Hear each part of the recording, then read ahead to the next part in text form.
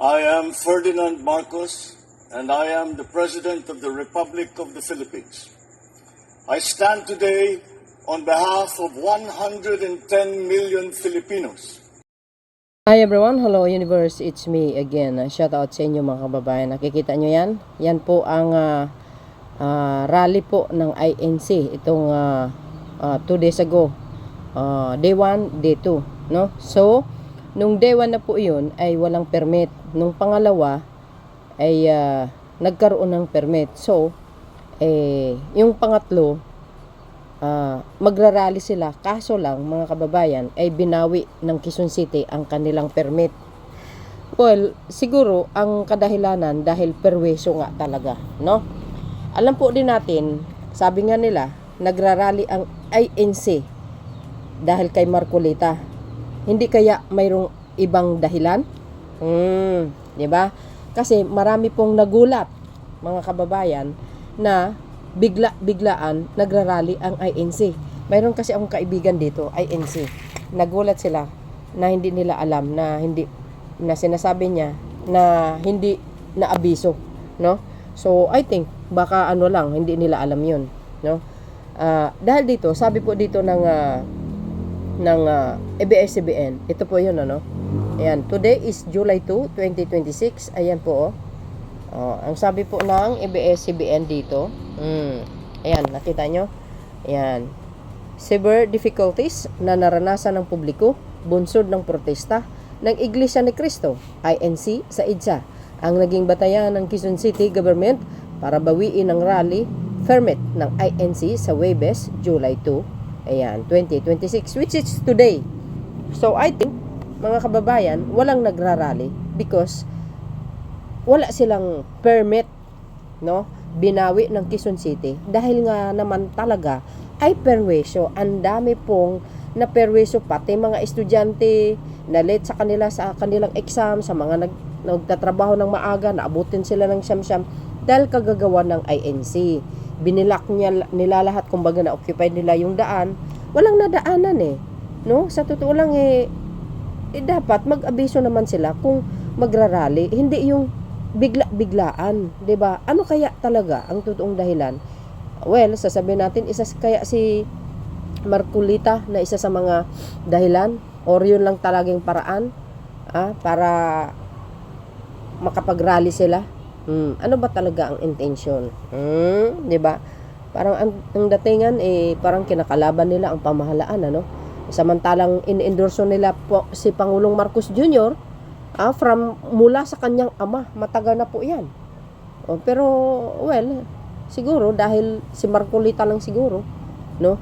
Ang talagang intensyon nila or nakafocus sila kay Marcolita or mayroon pang iba.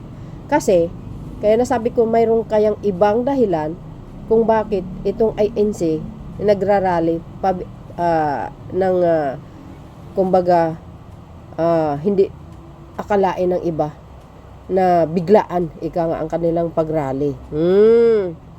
May-involve kaya sa tax? Hindi natin alam. Pero mayroong pinost si Peebles Talaquera. Alam niyo ito si Peebles Talaquera, mga kababayan. Talagang magaling ang intel nito. Lahat nagiging totoo Kaya talagang itong Chocolate na ito bumibilib din ako sa kanya. Kasi karamihan din kanyang sinasabi totoo no? So ito in my own lang naman, guys, sa aking pananaw, sa nakikita ko, dahil nagkakanda totoo sabi dito ng mga nagko-comment bago natin basahin yung ibang involvement. Audacity nila magplan ng bagong rally after ng lahat. Libo-libo ang naghihirap sa June 30 at sapat na yun, agay. Ang NCTPO direktor ang nagbugay ng permit at magplano kung paano ma-disrupt ang traffic, agay. Dapat lang, buti na lang, sobra na, tama na. Doon sila sa sport arena. Di ba? Sa pinatayo ng kanilang poon, sport arena, Pilipinas Sport Arena, malawak 'yun. Dapat mag-rally, ang laki ng space doon. Wala silang maabala at di nagkakaroon ng traffic para maparalisa at di maapektuhan ng mga negosyo, pati mga trabaho para sa kanila. kanilang pamilya at sa ekonomiya. Tama nga, perwisyo talaga eh. Gusto kasing karirin ang EDSA People Power 1 noong 1986 sa anyari, nabas tuloy kayo. Kasi nga nilangaw. Kayo lang ba marunong magbendalo? Sinabi nila magbendalo. Silang nagbendalo. Sumusunod daw sila sa batas pero hindi sila sang-ayon, nabaluktutin ng batas. Sabi ni Jose Castro, sino bang nagbaluktot? Sino bang hindi sumusunod sa batas? Di ba? Matitigas ang ulo. Kala ko ba mga matitino, bakit palaging labag sa magandang kaugalian ang gawi? Plus pa, labag sa batas ang pinairal. Correct. Mga kababayan, itong mahirap What if ang kaalyado nila ang mamuno sa Malacanang?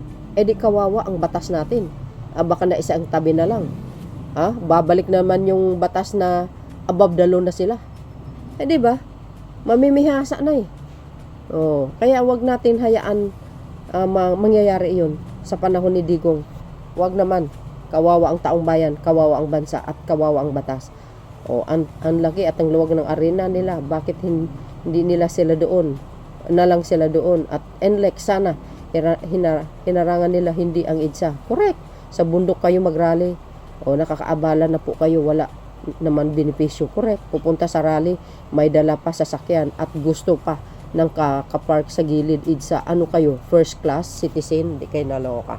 Tama naman yun. So dahil dyan mga kababayan, ang ginawa ng ating AMD ay ba yan? LTO ay tinikita niya yung mga bus ito dahil perwisyo ang kanilang ginawa. Tingnan, 8 bus na walang kinakailangang permit mula sa LTFRB at may sakay na mga kalahok sa rally ng Iglesia ni Cristo, which is ang INC, ang inimpound ng Land Transportation Office. Naglabas din ng LTO at LTFRB na showcase order laban sa 24 ay 27 iba pang sasakyan dahil sa pagharang sa daloy ng trapiko. Yan ito yun ang highlights guys. Ayan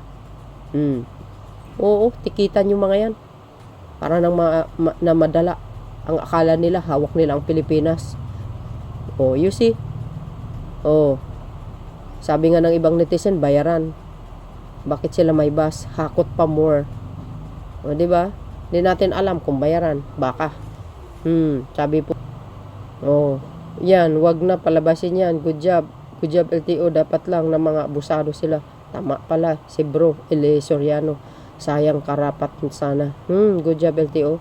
Dapat lang. Good job. Yan, tama lang yan. Para walang magalit ang iba na hinuhuli. Tama, di ba? Sasabihin naman may malita na naman yung LTFRB. Yan yung mga words ng mga DDS. Yung pala gawain ng puon nila, may duffel bags. Isang katerba, malita na yun di ba? Sabihin, malita itong si LTFRB.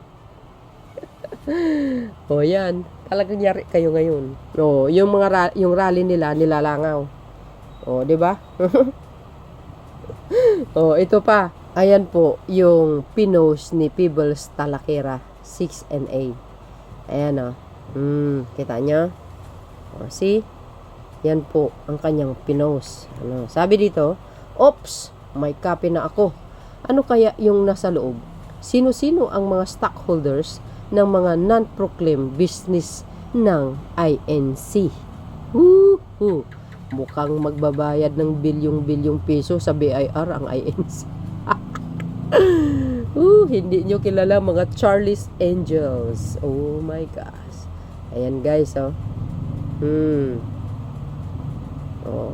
Hindi na natin isa-isahin mga kababayan. Ito po ang pinost ni Peebles Talakera. Sabi po ng mga nagko-comments. Reminder, ang Good Shepherd Sisters sa Baguio dahil sa OB Jump business nila. At iba pa ay ang highest taxpayer sa Baguio dahil hanes na nagbabayad ng buwis. Panalo si Manalo. Ang galing ng Charlie's Angel ni Mommy Peebles. Yeah. Mga kapanalig ni Manalo. Tingnan nyo to. Saka kayo mag-isip. Hindi yung sunod lang kayo ng sunod. Kahit illegal na pagtitipon, go lang kayo ng go.